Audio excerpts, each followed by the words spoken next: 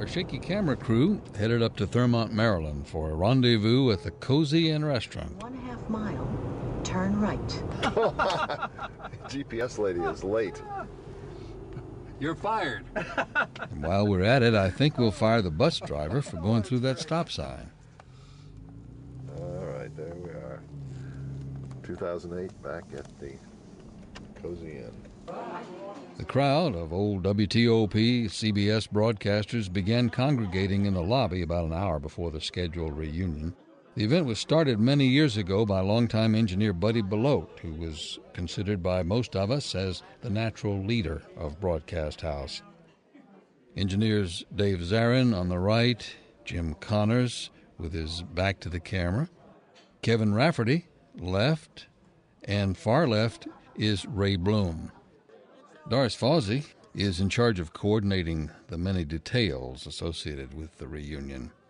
Doris was the station's first computer guru, back when the technology consisted mainly of cards with holes punched in them. Hi, Gene. How are Gene Beal. Gene was the first engineer to sign the station on the air in 1949. Retired WTOP CNN newsman David French.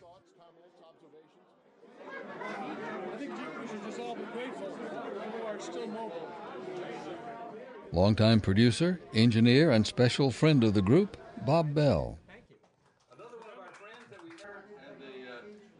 Buddy Belote and his wife Florence were in attendance. How many of these is this? This is a 20-something or other, isn't it? 23rd. Wow. Congratulations. Ladies, we started 23 years ago.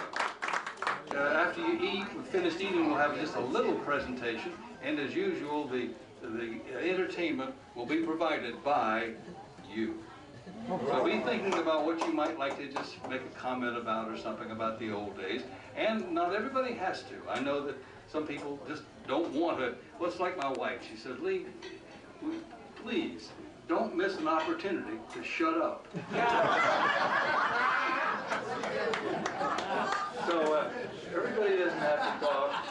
But if you have something to say to the group or whatever, want to make a little statement, fine. Tom Buckley, one of the young guys still at the station, is, among other things, Channel 9's historian. January 16th, 1949. That'll be 60 years next year. And we're going to have, on our website, there's going to be a special 60th anniversary section. So if anybody's got any pictures, any video, anything Channel 9 related, we'd like to get it to put it up on our website for people to see during the 60th anniversary. And I think there's going to be some sort of show. We haven't decided yet. There's a committee that's getting all that together.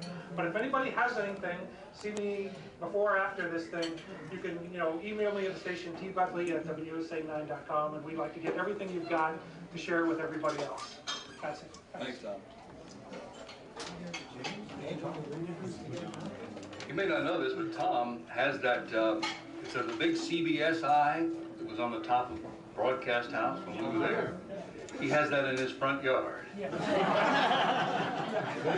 Don Richards, who was once one of the most recognizable people in the world and President Eisenhower's favorite TV newscaster, always adds spice to these events. Be a little better from past years. We've heard a lot of great stories over the years, historic stories and comedic stories. And I remember when I was first hired by WTOP Radio Television, I was on my way down from upstate New York, and as I got closer to Washington, I said, well, I've got to see if I can tune in this great 50,000 watt flamethrower. So I twiddled the dial and got it up to 1,500 as I got closer to Washington. I said, oh boy, this is the station that I'm going to be working for. So I said, well, I can't wait till the first station break to see what kind of announcers they have. So it was 2:30, and up came time for station break, and this wonderful voice came on and read a commercial, and he said, Washington, WTOP, Barry Barons speaking. Right. I said, what? The announcer's taking a credit on an ID? That can't be right. So I said, well, I'll catch it at 3 o'clock. 3 o'clock came, they did a local break. Washington, WTOP, Barry Barons speaking. I said, this is insane. I can't believe. You mean I'm going to give my name after every ID? Well, Barry Barons, who had a God-given voice, was just an egoist, and he had to have his name associated with everything. We've had other guys who've had unique experiences. Ah, yes. We had our share of characters, unforgettable characters. I've forgotten his name, but I'll get back to him. We spoke a couple of weeks before. Paul Montebovi, who recently retired from Channel 9, was, I suppose you'd say, one of the second generation of old-timers. He reminded us of one of the most memorable characters who added color to those old work days, the very likable Jerry Rossett. The guy was unforgettable. He was Elmer the Eggplant on the Ranger House show. He was film director for a while, and he was truly one of the most unforgettable people I've ever met. I know I remember you walking around the studio one day with a little notebook, and I said, "What are you doing, Lee?" You said, "I'm writing down Jerry stories." Didn't he later go to work for some New York outfit writing comedy for him based on what happened to him? He did some of that. He went out to Hollywood for a while. I remember probably one of his more stellar moves was when he went to, I think it was Jim Lina, who was the general manager, and said, "Make me a producer or fire me." Well, that's when he wound up going to Hollywood.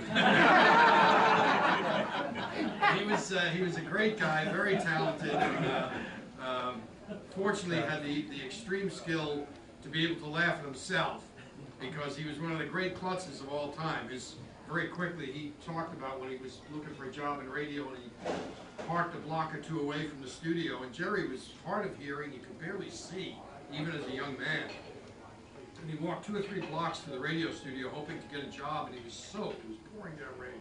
So he walked into the receptionist's office and said, "There's some towels or tissues I can use to dry off." She said, "Well, over on the desk there, just help yourself." He took off his glasses, picks up paper, wipes his face, wipes his glasses, puts them on, he can't see anything.